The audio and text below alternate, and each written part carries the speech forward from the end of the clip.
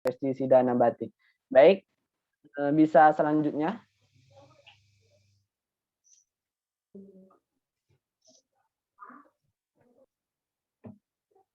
Nah, baik, itu selanjutnya yaitu teknik pemanenan. Nah, jamur yang siap panen itu dia akan menunjukkan jamur dari ukuran juga bisa kita lihat. Mungkin Anda slide selanjutnya, coba kita lihat.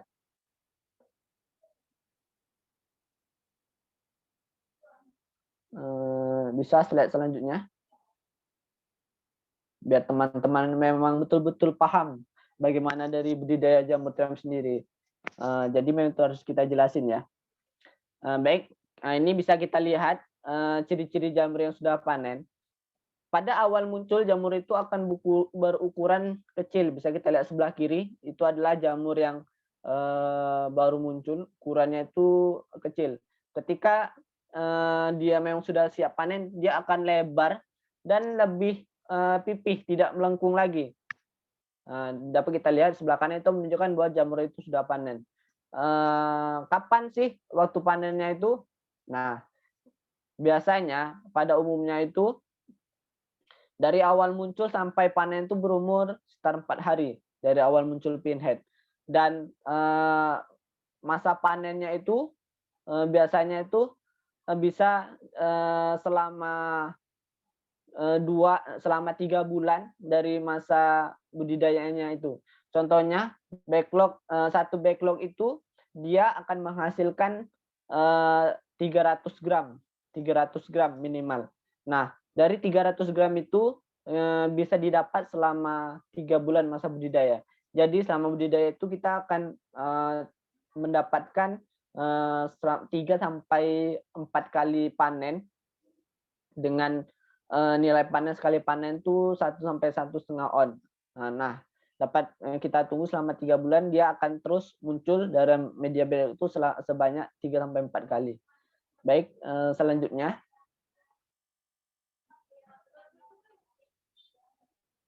Nah, ini adalah tahap panennya, boleh langsung kita cabut saja. Dia mudah kok untuk panennya, tidak terlalu sulit. Tetapi usahakan ketika panen itu memang harus kita bersih ngambilnya, jangan ada tertinggal. Karena ketika kita panen itu ada yang tertinggal, dia akan mengakibatkan busuk dan mengundang hama. Baik, selanjutnya.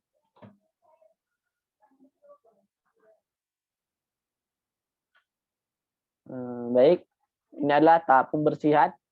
Setelah panen kita bersihkan. Mungkin bisa selanjutnya.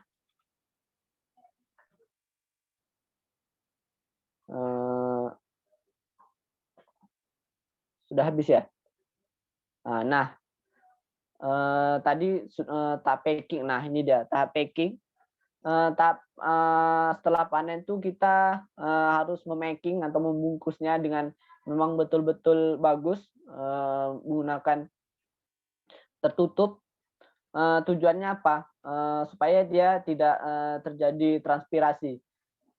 Ketika jamur terlalu banyak terjadi transpirasi, terbuka, lalu terjadi transpirasi terlalu banyak, dia akan cepat terjadi kelajuan. Jamur ini mengandung kadar air yang cukup tinggi, sehingga ketika kita taruh di daerah panas, dia akan cepat layu dan cepat kuning. Nah, itulah mengakibatkan salah satu kerusakan. Untuk penyimpanannya itu kita bisa meletakkannya di kulkas di bagian bawah supaya dia akan lebih tahan lama. Jangan di freezer ya. Baik, boleh selanjutnya. Ini salah satu selanjutnya itu ya. Nah, ini adalah produk yang bisa kita bisniskan dari budidaya jamur ini sendiri. Mungkin dari teman-teman di sini mungkin tidak bisa budidaya dari produksi, dari jual bibit, budidaya jualan olahan juga bisa juga, budidaya cacing bisa juga. Nah, ini adalah produk yang memang bisa kita jual. Mungkin teman-teman di sini mungkin bisa hanya budidaya jamur saja bisa. Mungkin ada juga yang bisa produksi backlog atau media saja bisa. Mungkin selain kalau tidak bisa budidaya, mungkin bisa juga kita hanya menjual jamur crispy itu bisa juga. Di sini peluangnya cukup banyak. Ini adalah contoh-contoh produk yang bisa kita jadikan bisnis. Yang pertama memang jamur tiram segarnya itu, jamur crispy bisa kita jual juga. Bibit jamur, mungkin teman-teman yang berasal dari SMK atau paham tentang dunia labor, mungkin bisa kita membuat bibit jamur. Mungkin teman-teman yang memang mau produksi backlog, kita bisa membuat backlog atau media jamur. Mungkin tadi sudah kita lihat di slide saya tadi, video tadi. Selain itu kita juga bisa membuat produk turunannya. Di sana kita dari bekas media backlog yang sudah tidak produktif tersebut bisa kita manfaatkan sebagai media cacing, budidaya cacing. Lalu dari budidaya cacing tersebut kita bisa menghasilkan kompos juga. Nah, ini adalah salah satu peluang dari usaha jamur itu sendiri. Kita banyak produk yang bisa kita jadikan bisnis. Tidak hanya kita hanya budidaya saja menjual, mentang-mentang kita bilangnya budidaya jamur tiram itu kita hanya menjual jamur tiram tok, itu tidak. Kita bisa menjual produk lain. Banyak sekali produk yang bisa kita hasilkan dari budidaya jamur tiram ini. Sehingga dari usaha jamur tiram ini kita bisa membuat produk-produk yang kreatif. Tidak, mungkin ada beberapa produk lain lagi yang bisa dibuat selain ini. Tetapi produk dasar yang bisa kita hasilkan dari budidaya jamur inilah dia, produk-produk yang potensial kita kembangkan. Baik, bisa selanjutnya, sudah habis ya? Baik, sudah habis. Nah, baik, saya akan sedikit memberikan motivasi kepada teman-teman. Tadi kita sudah mengenal bagaimana budidaya jamur. Nah, di sini saya akan sedikit menceritakan bagaimana sih memang budidaya jamur itu memang harus betul-betul konsisten. Sini akan bagaimana saya berbudidaya jamur dari awal saya merintis sampai sekarang, sampai memang betul-betul sudah menghasilkan. Intinya, kalau dalam tidak hanya budidaya jamur saja ya, kita hanya dalam berwirausaha itu intinya kita harus melihat prospek pasar produk yang mau kita jual. Nah, kita bisa lihat contohnya itu kita jamur ini sendirilah. Jamur ini banyak yang tidak bisa budidaya, orang banyak yang tidak tahu cara budidayanya. Nah, kita punya ilmunya, itulah salah satu prospek kita. Ketika orang tidak banyak budidaya, kita bisa melakukan itu, itulah sebuah keunggulan kita. Sehingga pesaing-pesaing kita itu tidak banyak. Itulah produk yang potensial untuk kita kembangkan. Itu salah satunya. Mungkin kalau di bidang lain mungkin ada fashion, sesuai bakat kita mau membuat fashion. Nah, itu adalah salah satu produk yang bisa kita pasarkan tergantung daerah kita. Untuk selanjutnya yaitu itu adalah prospek pasar yang pertama. Yang selanjutnya itu masalah permodalan. Nah, sebetulnya dalam berwirausaha itu permodalan itu bukan nomor satu ya. Nomor satu itu adalah produk. Kita bisa mendapatkan produk tanpa modal, itu bisa. Caranya bagaimana? Mungkin teman-teman bisa dengan sistem reseller ya. Reseller itu adalah salah satu sistem kita berjualan tetap kita tidak menggunakan modal. Itulah salah satu sistem reseller. Kita menawarkan produk dari orang, kita tawarkan ke orang, lalu ketika kita membeli baru kita mengambil dari yang produksi. Itulah sistem reseller. Itulah salah satu bagaimana kita itu berwirausaha itu tidak pusing. Banyak orang yang mikirkan saya mau membuka usaha, tetapi saya pusing, saya tidak punya modal. Itu banyak terjadi seperti itu. Mungkin mahasiswa yang adik-adik mahasiswa mungkin yang dikasih uang jajan pas-pasan. Nah, itu terkadang terkendala. Itu ketika kita mau berjualan tidak punya modal, itu bisa kita mengasih sistem reseller. Saya juga membuka reseller, kalau teman-teman yang mau ikut bisa juga menjadi reseller dari jamur tiram saya ini sendiri. Baik, setelah itu, selanjutnya itu masalah pasar. Masalah pasar ini sekarang sudah canggih sih. Sudah ada dunia digital. Jadi kita sudah tidak perlulah seperti dulu lagi harus datang ke orangnya langsung menawarkan. Itu tidak perlu lagi. Kalau sekarang kita sudah gampang, ada media sosial untuk pemasaran, apalagi ada media kreatif, bisa kita menggunakan TikTok, Instagram, Facebook, YouTube, dan lain-lainnya. Apalagi sekarang ada startup yang mungkin bisa kita kembangkan, menjadikan salah satu contoh bisnis yang kita buat. Baik, yang terakhir itu kunci dari bisnis ini adalah konsisten. Sebuah bisnis itu kalau tidak konsisten kita melakukannya itu dia tidak akan berkelanjutan. Bisnis pasti ada yang namanya kegagalan, kerugian, kegagalan itu masih pasti ada. Walaupun mungkin ya kita hanya merasakan sedikit lah, sedikit mungkin sedikit atau banyak mungkin masih ada. Terkadang kita ketika kita berjualan itu tertipu, itu mungkin ada tertipu, produk kita tidak terjual, itu pasti ada. Itu adalah salah satu tantangan dari bisnis itu sendiri. Kuncinya bagaimana? Kuncinya itu adalah kita harus konsisten, kita tidak boleh menyerah. Kita harus banyak membuat inovasi-inovasi dari bisnis kita itu sendiri supaya bisnis kita itu terus berkembang.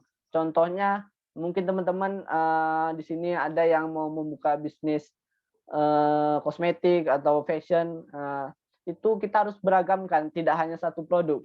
Contohnya di fashion, teman-teman itu menjual baju kaos.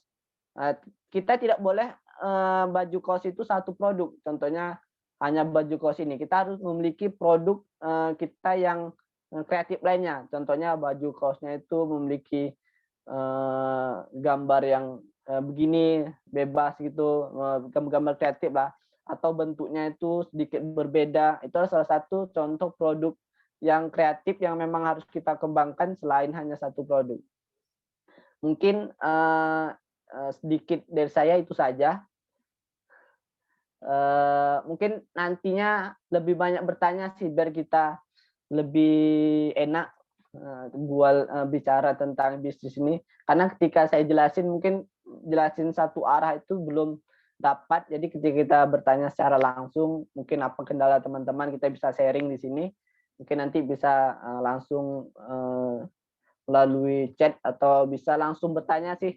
Bagusnya langsung bertanya ya nanti. Baik, mungkin hanya itu saja materi yang bisa saya sampaikan karena waktunya terbatas juga. Saya serahkan kembali kepada moderator. Terima kasih. Baik, terima kasih kepada Kakanda Solihin atas materi yang sangat luar biasa mengenai pelatihan budidaya jamur tiram dan kiat-kiat sukses berwirausaha. Baiklah, untuk sesi pertanyaan, rekan-rekan atau peserta bisa menggunakan fitur raise hand atau angkat tangan untuk memulai bertanya. Nah, namun sudah saya lihat ada pertanyaan yang sudah masuk dari tadi. Di antaranya adalah dari Nurasyah SE, yaitu mengapa mau nanya kenapa Anda terdorong untuk membuat jamur seperti ini? Sepertinya agak ribet. Apakah ada trik-trik untuk kedepannya? Semoga jamur yang Anda buat bisa go internasional. Amin. Nah, apakah Kakanda Solihin bisa memberikan tanggapan mengenai pertanyaan tersebut?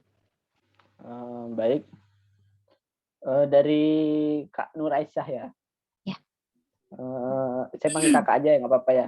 Iya, iya. Baik. Mengapa saya membuat jamur ini?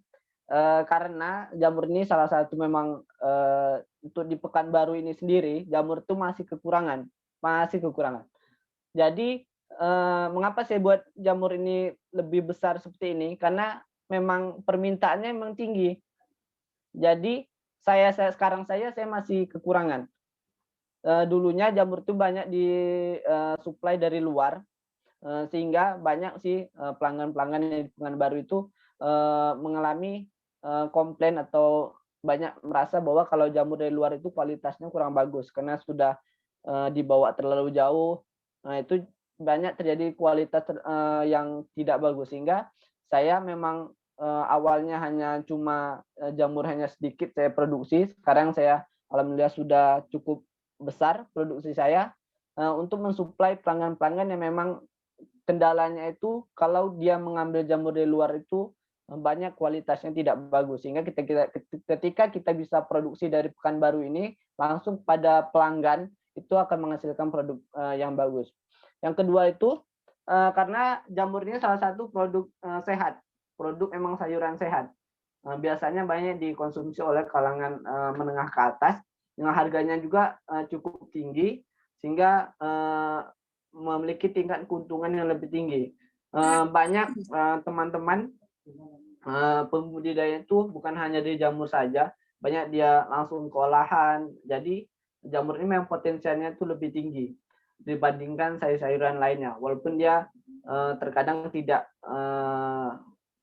jarang kita temukan di pasaran, di pasar-pasar tradisional itu jarang kita temukan. Banyaknya sih kita temukan di seperti daerah mall pun jarang sekarang kita temukan. Itu menunjukkan bahwa jamur ini memang sedikit produksinya, jadi peluangnya untuk kita kembangkan itu memang cukup besar.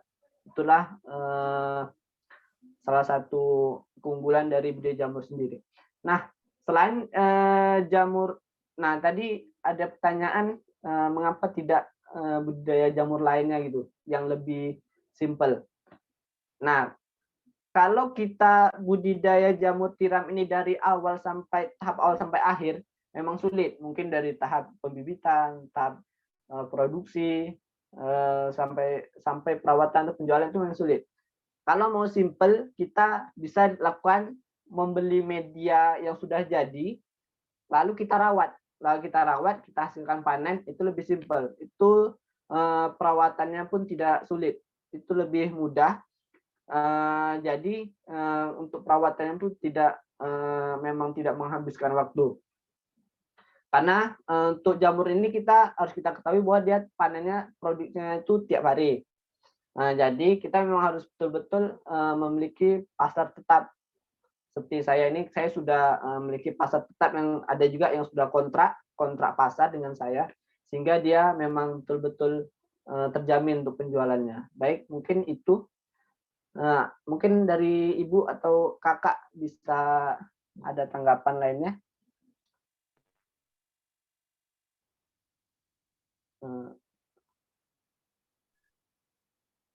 Baik, untuk Ibu mungkin bisa mengaktifkan fitur unmute-nya supaya suara terdengar.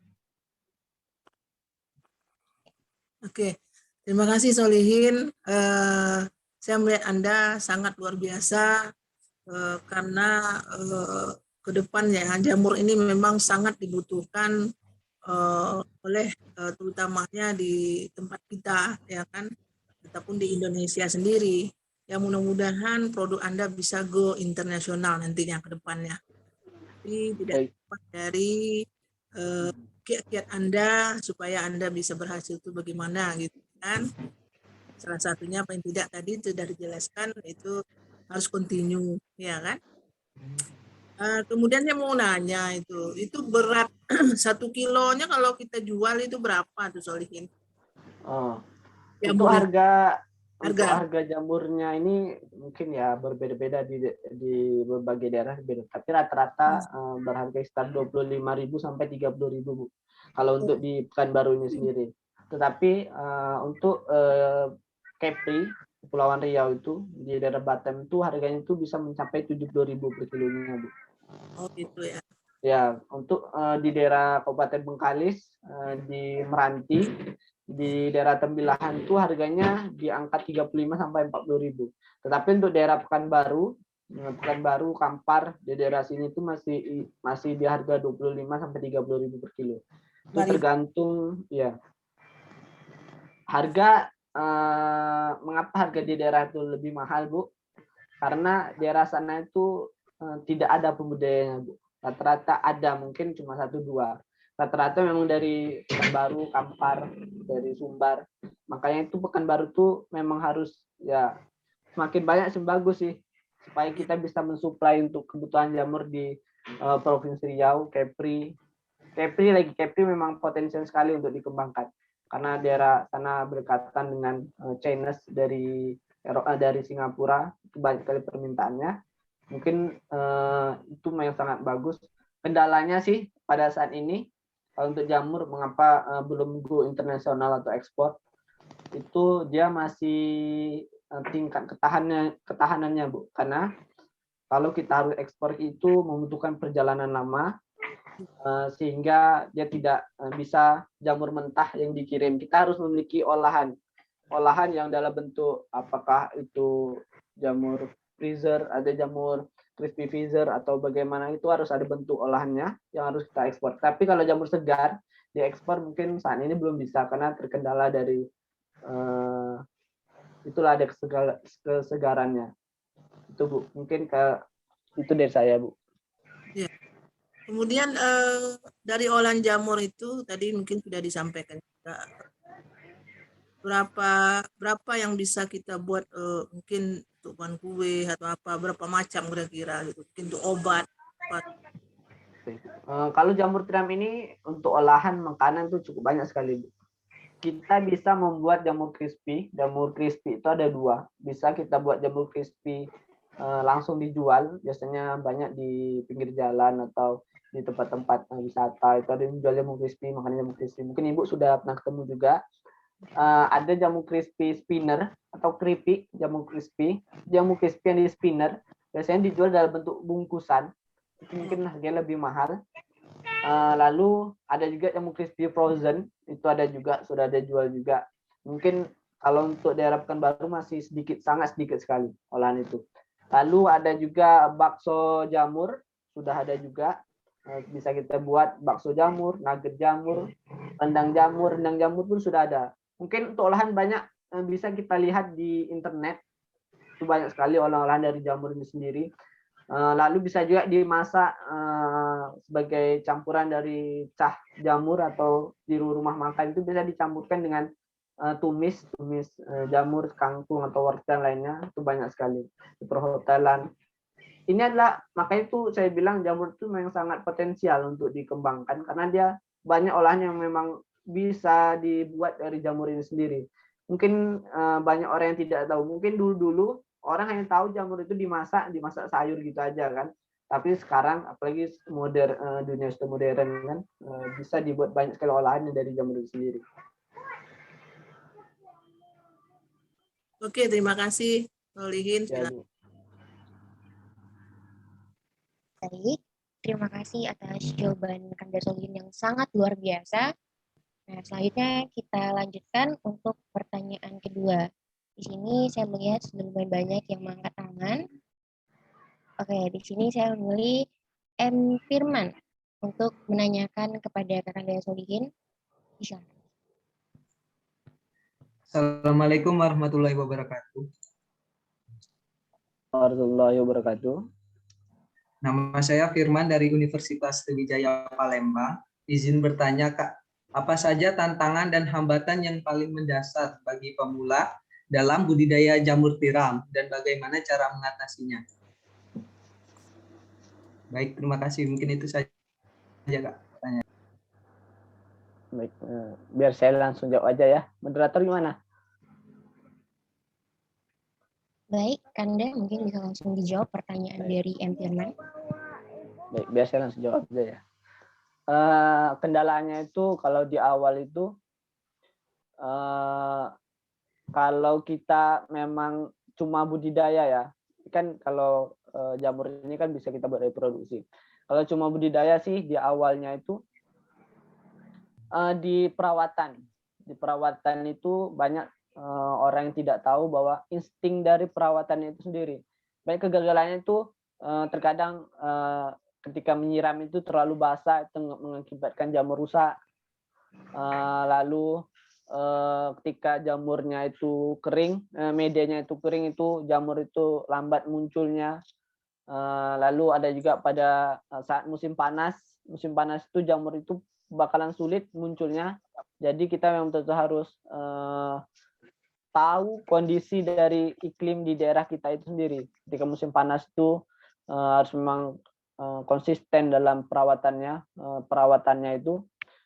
Lalu ada juga hambatannya itu di hari-hari besar seperti hari Lebaran, karena jamur ini dia munculnya itu setiap hari, dia itu akan panen setiap hari. Jadi ketika hari besar seperti hari raya Idul Fitri, hari-hari besar itu biasanya banyak dari pelanggan-pelanggan itu tidak membuka tempat jualannya atau rumah makan itu tidak membuka jualannya itu adalah salah satu hambatan. Lalu mungkin kalau dari budidaya itu kalau kita balik dari awal kita dari membuat media itu sangat sulit sih. Menurut saya itu sangat sulit. Kalau menurut saya kalau dari awal kalau bisa kita membeli yang sudah jadi, media backlog yang sudah jadi kita budidayakan. Kalau untuk produksi itu biasanya banyak kegagalannya itu di waktu penanaman itu terjadi kontaminan terkadang kita mengukusnya tidak masak. Nah, itu salah satu kendala yang sangat sulit memang dihindarkan. Jadi kalau menurut saya saran saya kalau pemula itu membeli atau media yang sudah jadi kita beli baru kita budidayakan. Nah, di dalam bisnis ini kita harus punya mentor.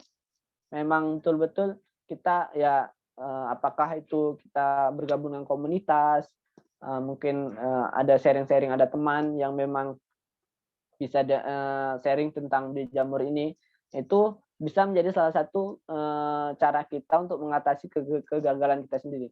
Kalau kita hanya sok tahu sendiri budidaya itu biasanya ya begitulah, bisa banyak sekali terjadi kegagalan. Mungkin bisa juga kita nonton di tutorial-tutorial sekarang di YouTube sudah banyak juga tutorialnya untuk budidaya jamur ini sendiri. Mungkin itu yang bisa saya berikan.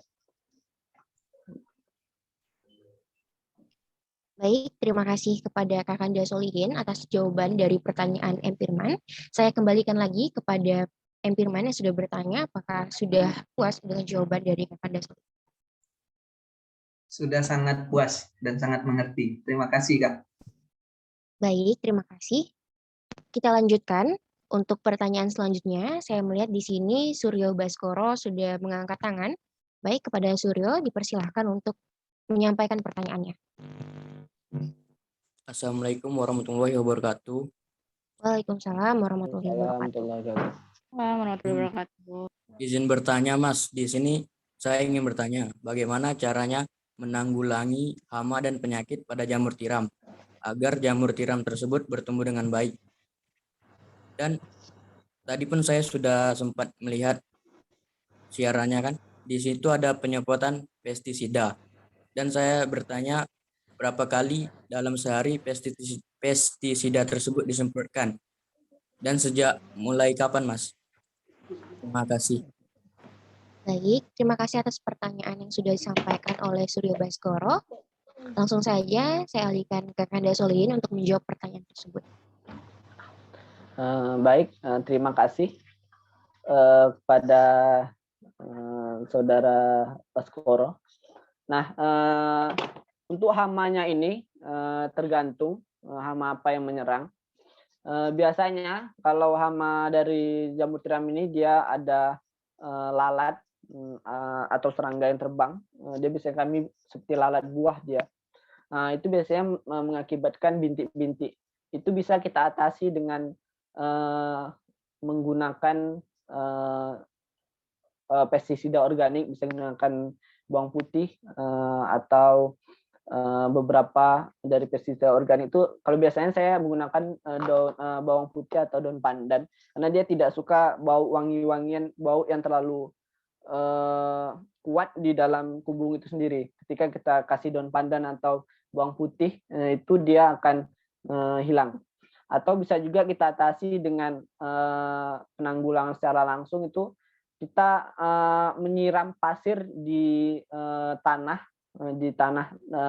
tempat kita budidaya. Tujuannya untuk apa? Karena dia biasanya bertelur itu di tanah, sehingga ketika kita siram pasir dia akan mati dan dia tidak akan bertelur dan dia tidak akan menyebar. Lalu ada hama tungau. Seperti tungau, dia kecil, biasanya dia berjalan di bagian bawah jamur. Itu penyebabnya itu karena satu backlog yang rusak karena sudah terlalu lama, atau backlog yang busuk itu. Backlog busuk itu dia akan mengundang hama. Nah, jadi Makanya tadi saya bilang jangan biarkan ada yang rusak, backlog rusak itu di dalam, dan jangan biarkan sisa-sisa dari jamur itu menempel di bagian backlog itu sendiri, sehingga dia akan mengakibatkan mengundang hama. Itu mengatasinya sama, kita bisa menggunakan pestisida nabati itu dari daun pandan atau dari bawang itu sendiri. Biasanya saya menggunakan itu. Untuk penyemprotannya itu ketika hama menyerang saja, jangan terlalu rutin, karena kita kalau jamurnya biasanya produk organik, diusahakan kita memang betul-betul menggunakan pestisida organik dan penyemprotannya itu hanya kebutuhannya saja. Yang penting itu kita harus selalu menjaga kebersihan dari lokasi kita budidaya. Mungkin itu dari saya. Baik, terima kasih atas jawaban yang telah disampaikan oleh Kakanda Solihin. Saya kembalikan lagi kepada penanya, yaitu Suryo Baskoro, mengenai tanggapan atas jawaban dari pertanyaan tersebut. Siap, Mas. Terima kasih banyak. Saya sudah mulai paham, Mas. Baik. Baik, Nanti kalau bisa nanti kalau memang Mas budidaya enggak? Saya baru belajar, Mas. Sudah budidaya, bisa nanti kita saling sharing aja. Kalau mau nanya itu bisa langsung chat saya, mungkin minta lah nanti ke panitia kontak saya, bisa juga ke media sosial saya, nanti langsung nanya di sana. Bisa untuk lebih intens, karena kalau di seminar seperti ini kan tidak bisa terlalu banyak kita jelasinnya. Baik, bisa lanjutkan. Baik, Mas. Terima kasih. baik, terima kasih. Selanjutnya kita lanjutkan untuk pertanyaan selanjutnya. Di sini saya melihat Ibu Isna Ramadini sudah mengangkat tangan. Kepada Ibu, saya persilakan untuk menyampaikan pertanyaan. Baik, terima kasih moderator. Pertanyaannya, itu kan Solihin lagi mengembangkan pemanfaatan limbah ya, limbah baglok. Tadi saya dengar tadi dari presentasinya akan dimanfaatkan menjadi budidaya cacing. Nah ini tertarik juga nih sebenarnya. Apa sih sebenarnya pemanfaatan cacing itu, pemanfaatan limbah bagloknya menjadi budidaya cacing? Kenapa pemikirannya memanfaatkan limbah cacing, atau memang pernah ada orang yang mengembangkan limbah baglok tadi menjadi budidaya cacing? Nah, terus jenis cacing yang dikembangkan apa gitu ya? Selanjutnya mungkin bisa dikasih tahu share berapa sih sekarang kondisi baglok atau jumlah baglok yang sudah dimiliki atau yang dikembangkan oleh Solihin, sehingga nanti bisa memberikan gambaran kepada kami kira-kira seharinya bisa mendapatkan atau penghasilannya sekitar berapa. Terima kasih Solihin atas sharingnya. Baik Bu, ini dosen Fakultas Pertanian ini. Baik Bu, terima kasih kepada Ibu Isna Ramadini yang sudah bertanya. Saya budidaya cacing ini terinspirasi dari sebelumnya itu ada dari teman-teman dari budidaya cacing itu, dia membeli backlog sisa dari budidaya jamur saya ini. Jadi mereka membeli backlog sisa, jadi saya sering menanya kepada beliau untuk apa. Rupanya beliau itu membudidayakan cacing. Nah, saya itu berpikir, nah kenapa tidak saya saja yang budidaya? Sedangkan saya memiliki limbah backlog banyak, yang tersisa terkadang ketika mereka tidak mengambil itu hanya terbuang itu aja sebagai kadang untuk nimbun, untuk tanaman lainnya. Jadi saya manfaatkan sebagai tanaman cacing, sebagai media budidaya cacing. Nah, saya selain budidaya jamur ini, saya menerapkan konsep pertanian terpadu organik dan pertanian terpadu. Bisa kita lihat di Instagram saya itu menerapkan Central Organic and Integrating Farming. Itu menerapkan sentra pertanian organik dan terpadu. Nah, terpadunya itu saya memanfaatkan dari budidaya jamur, saya juga manfaatkan limbah jamur itu sebagai media cacing, dan cacingnya itu akan saya manfaat sebagai budidaya ikan nila, atau bisa juga dijual dari cacingnya itu sendiri. Nah, cacing yang saya budidayakan ini adalah cacing ANC. merupakan salah satu cacing yang memiliki tingkat protein yang tinggi sehingga bagus untuk dijadikan sebagai pakan ikan dan juga dijadikan sebagai bahan kosmetik atau obat-obatan. Untuk di Pekanbaru ini sudah ada kelompok taninya untuk budidaya cacing ini sendiri. Itu mereka biasanya membantu untuk kebutuhan ekspor, dijadikan tepung dan diekspor. Tetapi mereka membutuhkan cukup tinggi dari cacing ini sendiri. Sehingga saya terinspirasi membuat cacing ini sendiri. Nah, selain dari cacing ini juga saya punya produk pupuk cacing dari sisa dari cacing ini juga saya akan menghasilkan pupuk cacing. Nah, jadi produknya itu cukup banyak. Makanya itu saya bilang tadi kepada teman-teman, kalau budidaya campur ini kita bisa banyak menghasilkan produk yang bisa kita jadikan bisnis. Tidak hanya satu jamur saja. Nah, untuk kondisi bisnis saya sekarang ini, saya sudah memiliki 2 tempat. Tempat sentral pertama itu di sana sudah ada jamur, budidaya cacing dan kolam ikan, dan tempat kedua itu memang khusus jamur dengan kapasitas 14.000. Sekarang isinya ada sekitar 12.000 di sana, dan yang panen itu ada sekitar 6.000-an yang media baru. Dan totalnya, dan yang media sudah media sisa atau masih produksi tapi masih tidak terlalu banyak itu ada sekitar 2.000. Jadi total sekitar 8.000 yang tersisa. Rata-rata ketika musimnya normal, saya bisa panen 15-45 kilo. Ketika musim panas itu tidak cuma 15 atau 10 kilo per harinya. Kalau ditanya omset ya bisa dihitung sendiri berapa, dikalikan aja dengan harga 25.000. Setelah itu juga saya juga menjual cacing, pupuk, dan juga ada ikan nila yang saat ini masih saya kembangkan. Nah, nantinya selain itu saya juga akan membuat usaha saya ini sebagai sentral organik dan integrating farming. Itu sentral pertanian organik dan pertanian terpadu. Mungkin nantinya bagi teman-teman yang mau sharing, mau belajar, bisa ke tempat saya, di tempat usaha saya, nanti kita sharing-sharing di sana, belajar, saya ajarin. Dan insya Allah ke depannya ketika jika kondisi sudah normal, saya juga akan membuka training. Makanya saya minta nanti teman-teman yang dari grup wirausaha ini diusahakan tidak keluar. Nanti ke depannya saya akan membuat training lagi, biar kita lebih paham lagi dari usaha budidaya jamur ini. Bukan hanya sekali pertemuan. Mungkin ini saya sangat berterima kasih kepada adik-adik KKN Simpang Baru Universitas Riau ini yang telah mengadakan webinar ini. Nanti ke depannya mungkin kita bisa secara langsung biar teman-teman lebih paham. Mungkin itu Bu sedikit tentang usaha saya. Mungkin kalau mau lebih banyak bisa langsung ke tempat saya atau bisa langsung hubungi saya, mungkin bisa. Karena ketika kita melihat langsung itu lebih enak kita belajarnya. Karena kita memang pertanian itu memang harus ya itu secara virtual itu tidak terlalu ini. Tapi ini cukup bagus, sangat bagus sekali untuk memotivasi teman-teman yang baru belajar budidaya maupun yang mau belajar. Baik, terima kasih.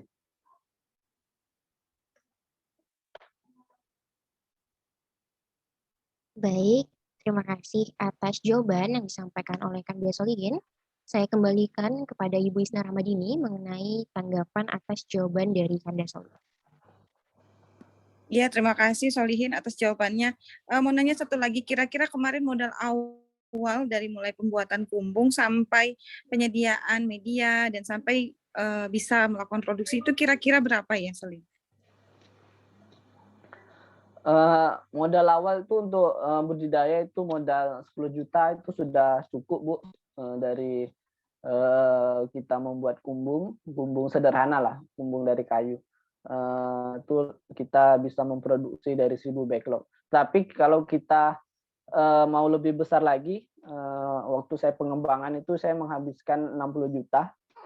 Itu untuk kumbung dengan kapasitas 14.000 backlog, dengan awal ngisi itu hanya 7.000 backlog kemarin, itu menghabiskan 60 juta. Itu awalnya mungkin kalau teman-teman yang dari pemula mungkin bisa dari lebih kecil, karena dari usaha itu tidak mungkin kita langsung besar, kita mungkin dari kecil terlebih dahulu. Nanti kedepannya mungkin kita omset sudah semakin besar, mungkin bisa dikembangkan lagi. Mungkin itu, Bu. Oke, terima kasih Solihin atas jawabannya. Semoga sukses terus ya usahanya. Baik, Bu. Terima kasih, Bu. Baik, terima kasih banyak atas jawaban yang sangat luar biasa dari Kanda Solihin. Untuk pertanyaan selanjutnya, di sini saya melihat Bapak Muhammad Rafi Al sudah mengangkat tangannya. Mungkin kepada Bapak, silakan untuk bertanya.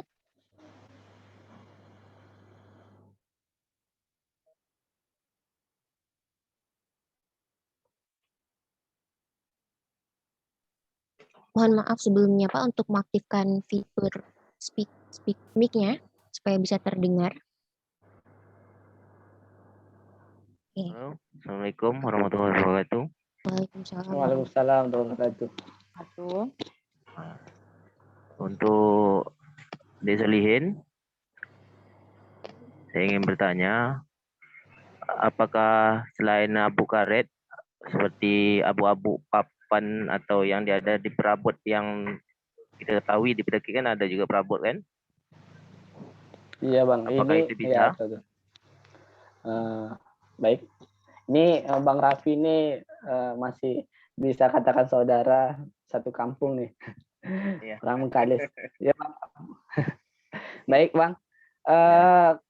Kalau untuk media yang kita gunakan ini, itu serbuknya serbu kayu halus, serbu potongan, bukan serbu ketam. Serbuk potongan ini memang lebih bagusnya itu kayu yang memang memiliki tekstur lembut. Itu biasanya banyak temuan serbuk kayu karet, angkasia, ada beberapa serbuk kayu yang lembut. Ketika kita menggunakan serbuk kayu yang keras, mungkin Abang bisa nanya ke pemilik perabotnya atau tempat potong kayunya itu orang tuh menggunakan kayu apa? Kalau jenisnya kayu keras atau kayu meranti atau kayu yang jenisnya keras lah, nah itu dia biasanya sulit tumbuhnya, Bang. Nah, dia tidak mau tumbuh. Ketika tumbuh pun dia bakalan lama. Yang biasanya dari awal tanam sampai awal panen itu kita membutuhkan 1 bulan, dia bisa membutuhkan lebih dari 2 bulan. Dan hasil panennya pun akan lebih rendah. Nah, makanya itu kalau di hutan Bengkalis atau daerah Pedikik sana banyak karet, itu ketika musim hujan kayu karet yang tumbang itu banyak ditumbuhin jamur. Nah, itu menandakan, nah, betul kan? Nah, itu menandakan bahwa memang kayu karet itu salah satu memang jenis kayu lembut yang mudah untuk budidaya jamur ini. Makanya banyak orang menggunakan kayu karet. Ya, mungkin kalau Abang mau alternatif mungkin di daerah Siak mungkin ada kalau untuk karet. Mungkin bisa juga, Bang, kalau selain kita menggunakan karet mungkin kita bisa menggunakan ampas sagu. Mungkin Bengkalis ada ampas sagu tuh, ampas sagu. Sagu. Ya, ampas sagu tuh bisa juga untuk dijadikan media untuk budidaya. Komposisinya sama saja. Nah, mungkin bisa kita tambah nutrisinya itu dari dedak yang mungkin bisa tambah. Nanti kedepannya mungkin kita bisa membuat langsung pelatihannya secara langsung, bisa juga entah melalui organisasi apa gitu kita bisa melakukan pelatihan, atau bisa juga sih kalau mau langsung ke tempat saya mau belajar saya juga. Jadi kapan-kapan kita sharing lagi ya, Bang ya. Oke, terima kasih.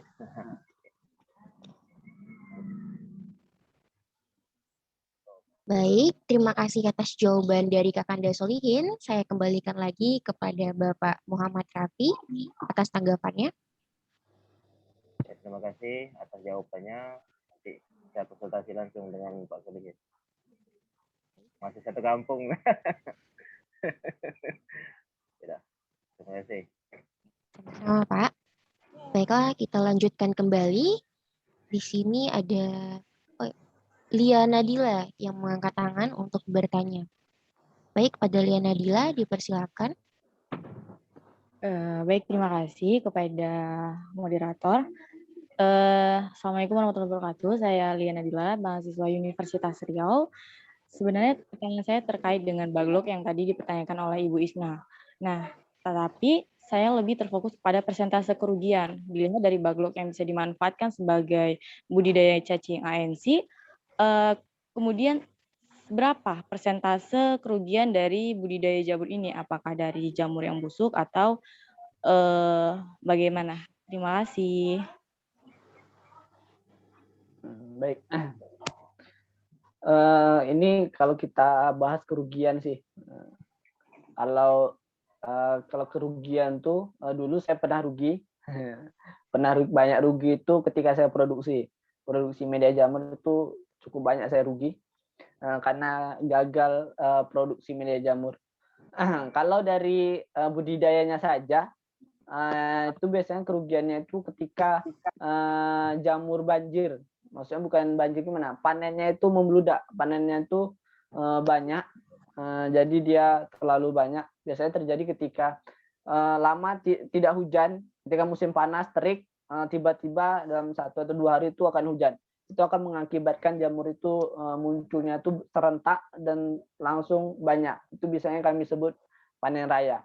Nah, itu akibatnya dari jamur luar pun banyak masuk, sehingga stok jamur banyak mengakibatkan penjualan itu yang biasanya kita menjual 30-40 kilo, kita bisa menjual sampai 60 kiloan. Nah, itu berlebih. Terkadang akibatnya kita harus menjual ke sesama, nilai jualnya yang lebih rendah. Itu lalu terkadang terjadi lambat panen juga. Lambat panen itu bisa terjadi pembusukan juga mengakibatkan kerugian. Nah, mungkin kalau kerugian yang paling besar sih waktu produksi. Kalau cuma budidaya itu kerugian ya hanya kerugian sedikit lah, tidak banyak. Ketika kita produksi itu tingkat kerugiannya itu bisa katakan cukup besar juga. Resiko kerugiannya cukup besar. Kalau untuk budidaya saya rasa untuk saat ini tidak besar. Tergantung bagaimana kita mencari pasarnya. Diusahakan sih kalau budidaya jamur ini kita memang sudah punya pasar tetap, punya pelanggan tetap yang memang bisa kita supply setiap hari. Mungkin itu dari saya.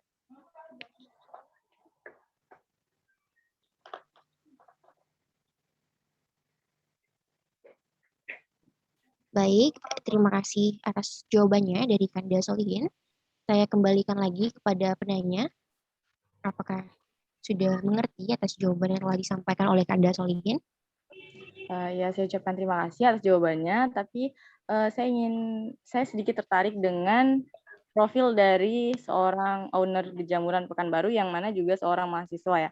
Kita tahu bersama seorang mahasiswa berarti masih muda, dan saya ingin tahu apakah ini usaha pertama yang Abang jalankan atau sebelumnya ada usaha yang Abang jalankan gitu. Karena kita melihat jikalau ini usaha pertama dan langsung berhasil itu merupakan sebuah hal yang sangat luar biasa bagi saya seperti itu. Terima kasih, mohon dijawab.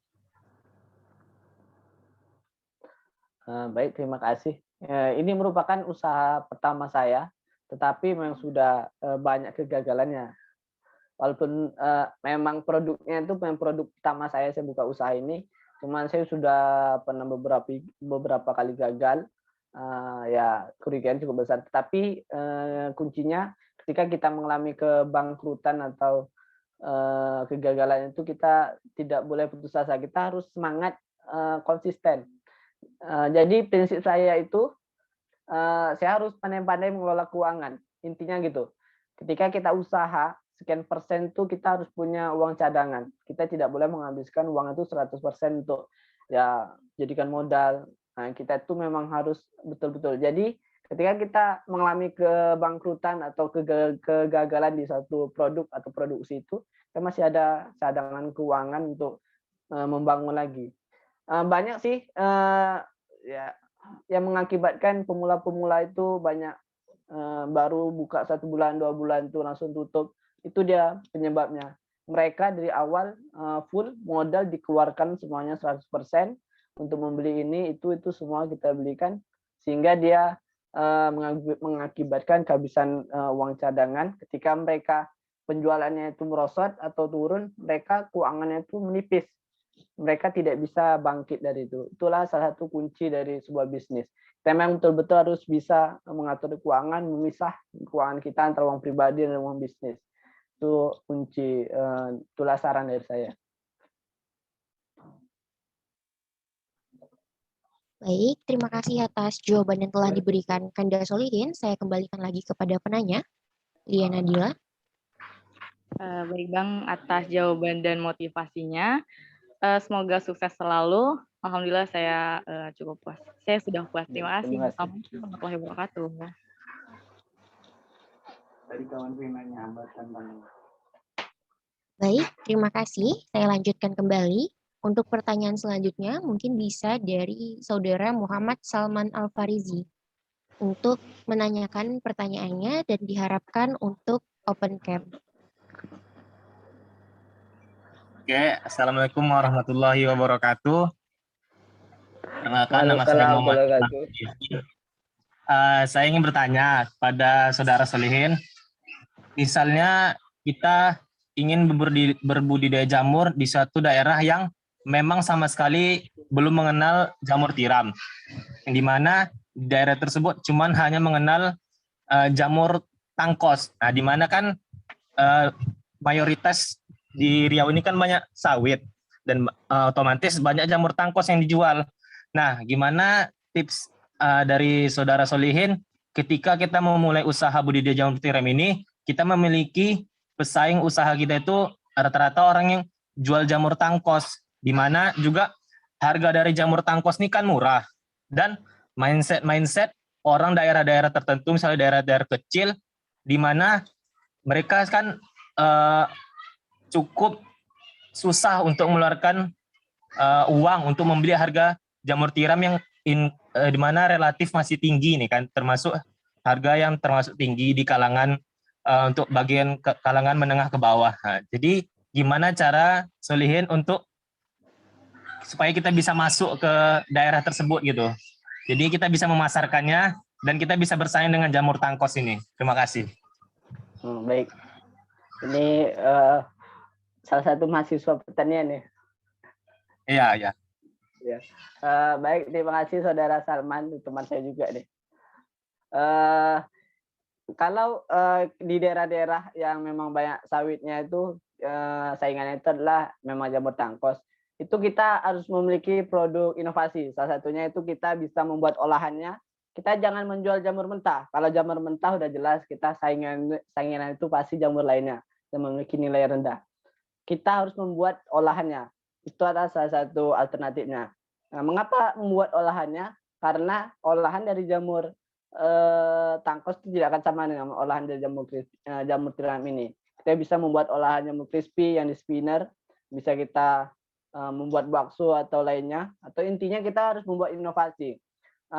Selain itu, kita juga harus belajar mengubah mindset juga bahwa jamur tiram ini merupakan salah satu jamur yang memiliki tingkat protein tinggi yang bisa dijadikan memang sumber makanan alternatif selain dari daging itu sendiri. Nah,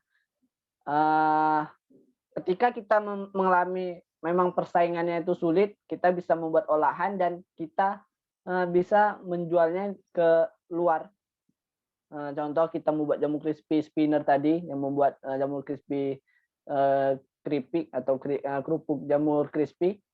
Itu ada dari teman saya juga, junior saya juga, itu di daerah Tapung, mahasiswa Fakultas Pertanian. Beliau itu membuat budidaya jamur tiram. Mereka juga membuat jamur crispy. Itu ada mungkin ada join apa enggak? Mereka Saudara Agus Ilianto. Beliau membuat jamur crispy juga sebagai bahan alternatif untuk persaingan dari jamur tangkos ini sendiri. Mungkin itu Saudara Salman. Ini teman saya juga nih. Iya, berarti untuk pengenalan jamur ke misalnya daerah tertentu tuh dengan cara diversifikasi produk ya berarti ya. Iya, Cara betul sekali. kalau misalnya kita misalnya kita sales door to door gitu, menawarkan dulu gitu gimana? Misalnya kan kita baru nih di suatu wilayah, kita coba-coba dulu, kita ke rumah gimana itu? Bisa juga sih kalau kita sales door to door. Tapi kalau seperti itu mungkin mereka mungkin masih banyak pasti nanya, ini beracun nggak? Biasanya seperti itu sih. Ini untuk apa? Masih banyak yang tanya seperti itu. Bisa juga sih, cuma tantangannya sih waktunya mungkin lebih banyak terkuras kalau penjualan seperti itu. Bisa juga mungkin kalau di daerah-daerah itu kita harus memang betul-betul mengenalkan produk ininya, produk hilirnya. Sehingga nanti mungkin di daerah tersebut bakalan ada yang jualan jamu crispy. Intinya kita kenalkan dulu produk olahannya. Mereka tertarik, enak, mungkin mereka akan membuat olahan dan kita bisa mensuplai ke mereka. Itu salah satu kunci dari ini. Tapi kalau kita langsung menjual jamur mentah, biasanya memang ya seperti itulah, saingannya memang sangat kuat sekali mungkin dari jamur tangkos ini. Kalau door to door ya pasti ada penolakan. Kalau pertama sekali, 2 kali kita menawarkan mungkin ada penolakan. Setelah 2 kali, 3 kali, 4 kali mungkin selanjutnya pasti ada 2 antara memang mereka tertarik dengan produknya, mungkin yang ketiga itu antara kasihan, mungkin masih ada. Itu pasti ada. Seperti itulah antara 2 ini. Tapi rata-rata sih kalau kita menjelaskan dengan baik apa manfaatnya keunikannya jamur tiram ini sendiri, pasti bisa diterima oleh kalangan masyarakat. Mungkin itu. Baik, terima kasih. Saya rasa sudah cukup lah penjelasannya. Sehat. Sehat. Ini teman deh. Baik, boleh moderator. Kita lanjutkan. Terima kasih banyak atas jawaban yang telah diberikan oleh Kanda Solihin. Kita lanjutkan. Di sini saya melihat masih ada satu peserta yang mengangkat fitur raise hand-nya, yaitu Ibu Nur Asyah SE. Apakah masih ada yang ingin ditanyakan, Ibu? Bisa mengaktifkan mic-nya, Ibu? Saya mau menanyakan sama Solihin, apa bedanya jamur hitam dengan jamur putih? Karena di pasaran itu kan, di market itu kan banyak yang jamur hitam, ada jamur putih. Apa perbedaannya dan harganya ada beda nggak? Terima kasih. Baik Bu, jamur hitam ini Bu, jamur apa Bu? Jamur tiram coklat Bu? Iya sih. Oh, biar saya langsung jawab aja ya. Yang baik Bu. Jamur tiram coklat ini dia memiliki tekstur yang lebih kenyal. Tekstur lebih kenyal, lebih tebal. Dia pun harganya lebih mahal Bu, karena dia lebih sulit budidayanya. Tingkat persentasi panennya pun lebih rendah dibandingkan jamur tiram putih ini. Biasanya kalau untuk di Pekanbaru ini jamur tiram coklat itu biasanya dimanfaatkan untuk ini Bu, untuk perhotelan, untuk rumah-rumah makan besar, itu sebagai tambahan makanan tumis biasanya banyak ditemukan. Itu karena dia teksturnya itu lebih kenyal dibandingkan jamur tiram putih, dan dia pun memiliki daya tahan simpan yang lebih lama. Biasanya seperti itu. Harganya itu kalau Pekanbaru itu sekitar harga 30 sampai 40.000 kalau Pekanbaru. Lebih mahal. Ya, lebih mahal Bu, karena dia lebih sulit budidayanya. Meskipun kalau ditimbang dibandingkan dengan jamur tiram putih itu dia lebih ringan, karena dia munculnya itu tidak banyak. Biasanya kalau jamur tiram putih dalam satu kelompok itu dia muncul itu bisa sampai 4, 5, sampai 6 kuntum. Kalau jamur tiram coklat itu mungkin 2, cuma 3. Jadi dia lebih ringan, sehingga dia harganya itu lebih mahal. Oke, terima kasih. Baik, terima kasih atas pertanyaan dan juga jawaban yang telah disampaikan. Saya rasa sesi tanya jawab sudah cukup. Baiklah, saya rasa sesi tanya jawab sudah cukup sampai di sini. Untuk acara selanjutnya adalah pertanyaan-pertanyaan yang akan disampaikan oleh Kakanda Solihin sebagai bentuk untuk kegiatan door prize pada hari ini. Nah, jadi untuk kegiatan pada hari ini, saya serahkan kepada Kakanda Solihin untuk memberikan pertanyaan kepada peserta yang sudah hadir pada hari ini. Wah, harus saya ya ngasih pertanyaan. Ya, Apakah panitia udah ada jadi pertanyaan? Belum ada. Enggak, sini. Berapa pertanyaan ini panitia? seperti yang sudah Abang sampaikan kemarin, 2 atau 3 pertanyaan. 2 atau 3 pertanyaan. Ini beruntung lah ya kalau untuk peserta yang memperhatikan. Nah ini syaratnya gimana nih? Kalau panitia yang nanya boleh nggak nih? Nggak boleh ya? Baiklah, untuk aturan dalam kegiatan pada kali ini adalah jika para peserta mengetahui jawaban yang telah Bang Solihin sampaikan atas pertanyaan tadi, bisa langsung mengaktifkan fitur raise hand, lalu moderator atau MC akan menunjuk peserta tersebut untuk menjawab pertanyaan dari Kanda Solihin. Baik, sudah siap peserta. Ini hadiahnya nih, saya pun nggak tahu nih hadiahnya apa. Sepertinya luar biasa dari panitia. Baik, pertanyaan yang pertama itu ini tentang masih materi saya ya. Mungkin kalau teman-teman yang memang betul-betul memperhatikan dari awal ya bisa tahu. Coba sebutkan pada suhu berapa jamur itu bisa tumbuh. Silakan angkat tangan ya, langsung. Oke, baik. Ada? Di sini Sudah ada? saya lihat yang pertama kali mengangkat tangan itu Ibu Nur Aisyah SE. Kepada Ibu, dipersilakan. Suhu 20 sampai 30. Apa Lebih benar? detailnya Bu, lebih detailnya berapa Bu? Ada tadi jelasin.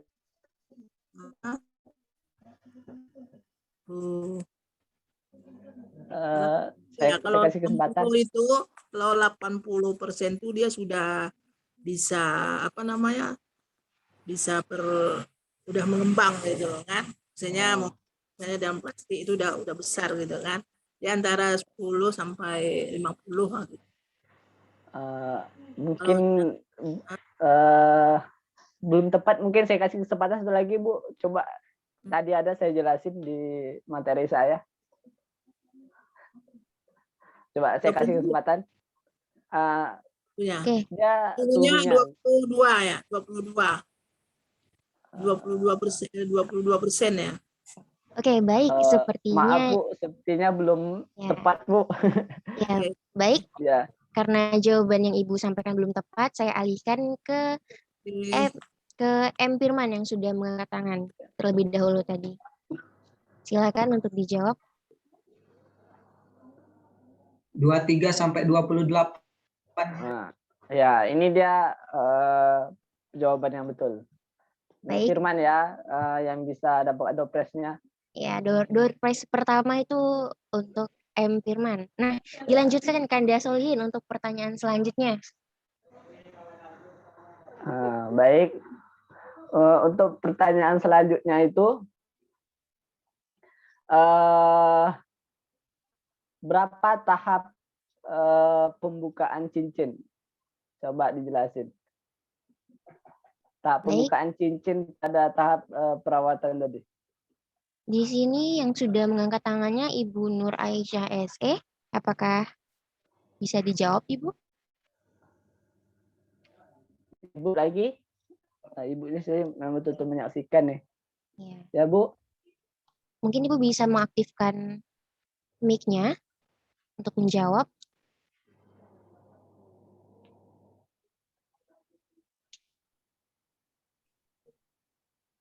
Oke, sepertinya ini ibunya cuma kepencet ya untuk fitur angkat tangannya.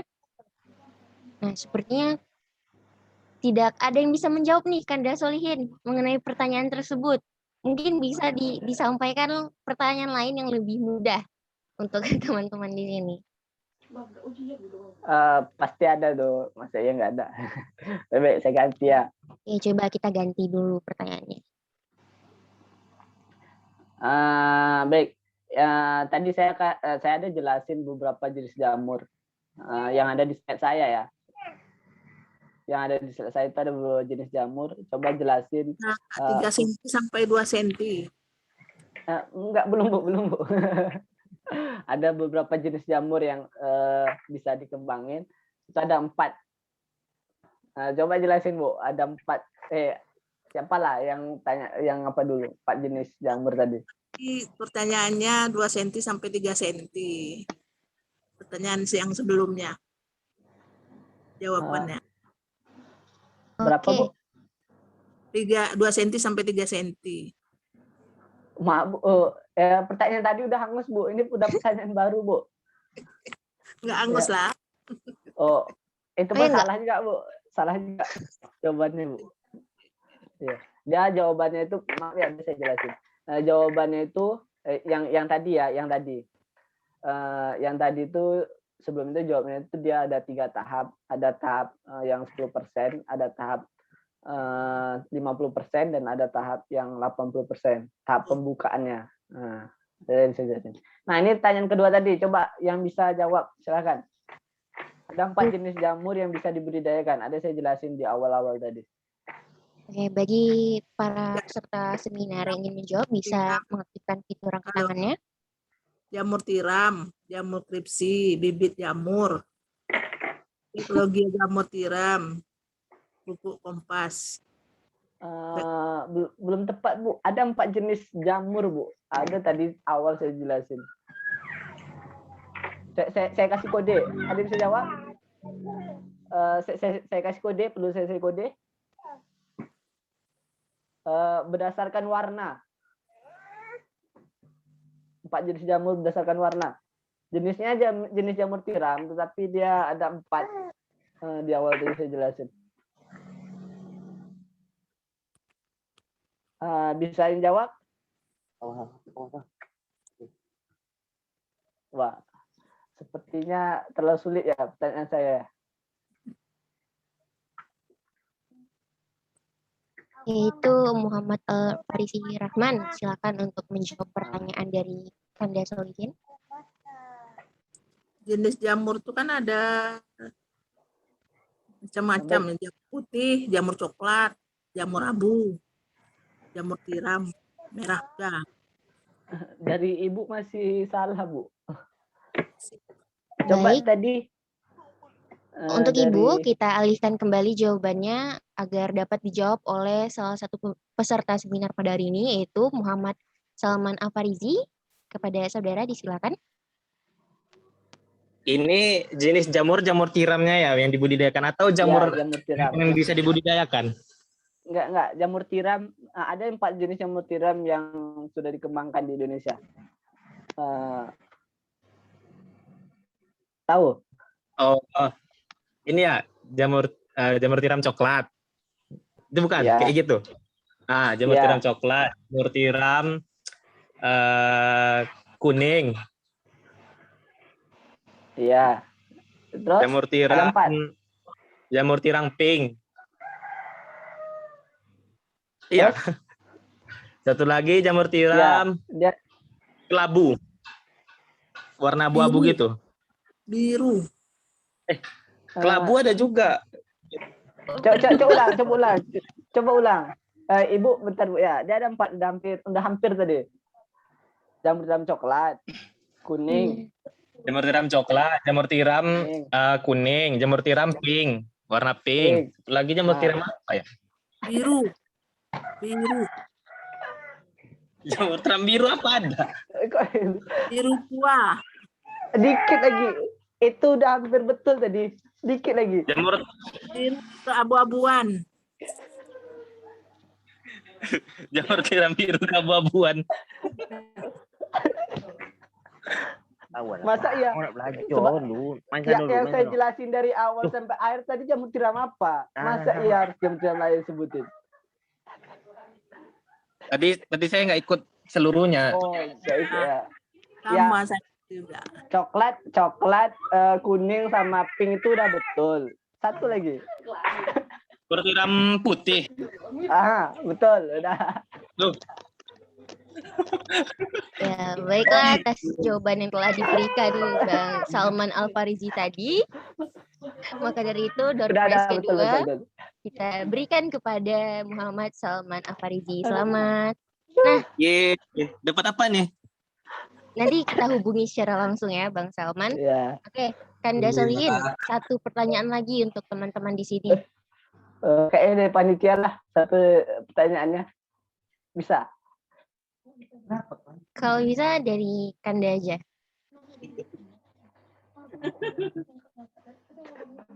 Aduh, saya tadi masih enggak itu tadi. Dah. Baik, selanjutnya ya. Ini betul-betul menyimak ya. Apa lagi sebenarnya nih? Baik. Pertanyaan terakhir. Sebutkan 3 olahan yang bisa dihasilkan dari jamur ini.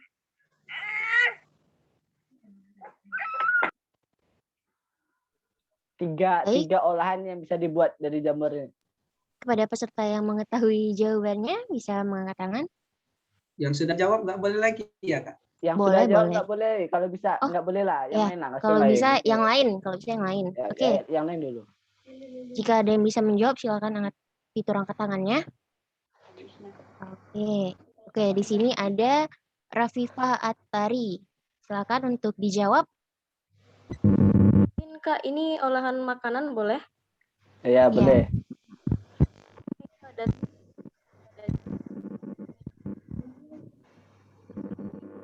Ya, dipersilakan. Suaranya nggak dengar. Coba ulang. Si siapa nih? Rafifah. Yang pertama itu ada jamur crispy. Udah, bilang sama Bang Cepin. Dia bilang sama Bang Cepin. Kurang jelas suaranya. Coba panitia dengar. Apa punya saya yang kurang jelas? Iya, kurang jelas.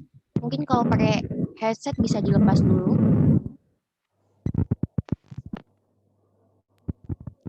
Suara saya sudah terdengar.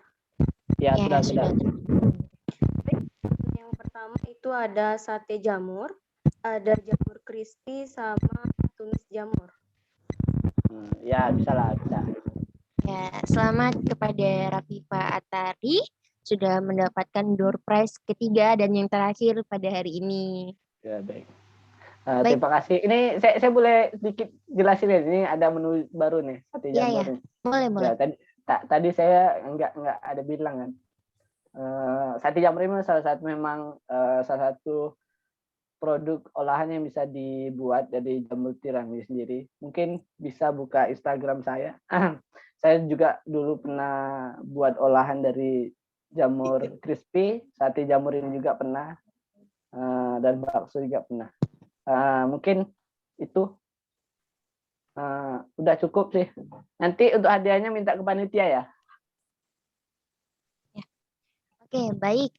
Untuk para peserta yang mendapatkan door prize pada hari ini bisa langsung menghubungi panitia nanti. Dan jangan lupa untuk mengisi absen pada hari ini. Baiklah, karena Kakanda Solihin telah selesai menyampaikan materi dan juga selesai dalam menjawab di sesi tanya jawab pada hari ini, maka kita lanjutkan acara selanjutnya, yaitu penyerahan plakat dari panitia kepada narasumber pada hari ini.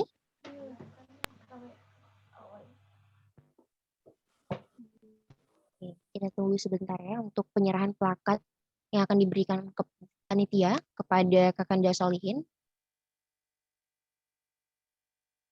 Mungkin sesi dokumentasi bisa untuk mendokumentasikan dulu.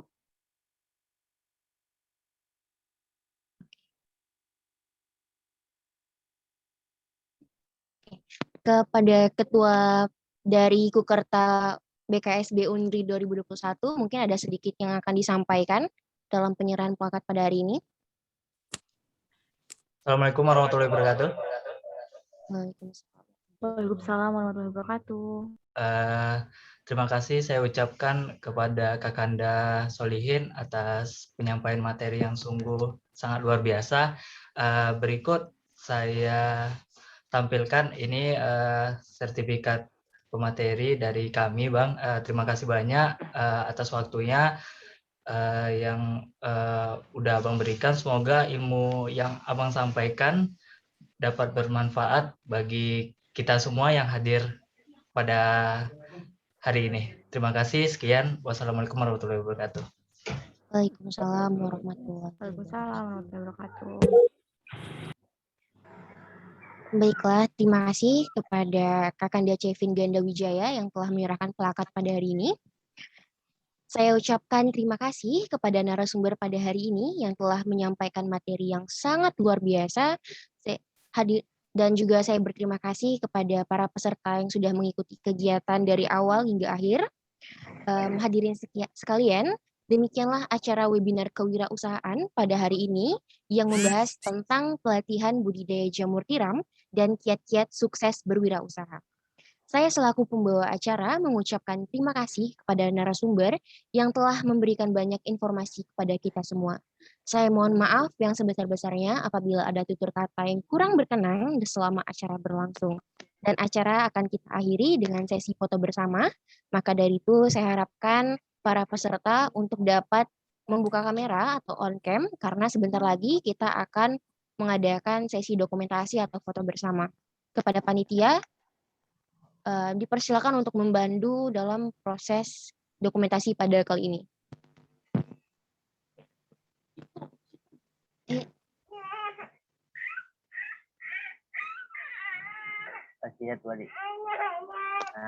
Mungkin ke semua peserta bisa ngidupin kameranya biar kita sesi foto bersama. Kita bertiga. Baiklah, kepada para peserta webinar untuk dapat menghidupkan kamera. Kepada seluruh peserta untuk dapat menghidupkan kamera karena sebentar lagi akan mengadakan sesi dokumentasi atau foto. Baik, kepada panitia dapat memandu untuk sesi dokumentasi pada hari ini.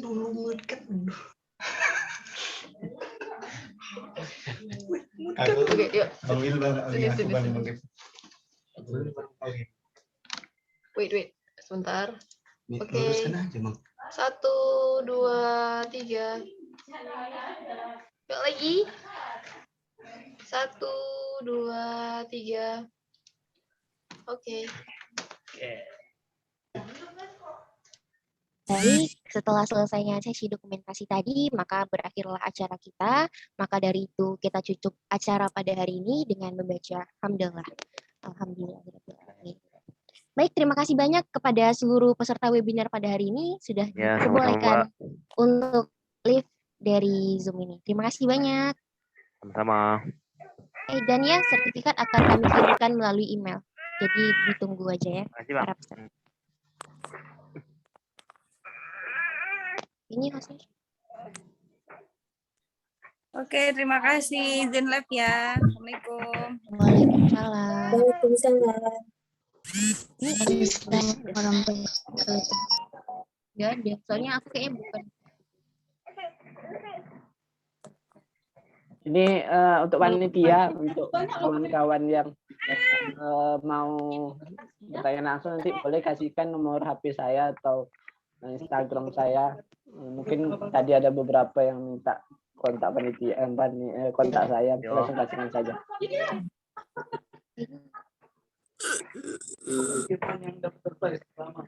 Dodo.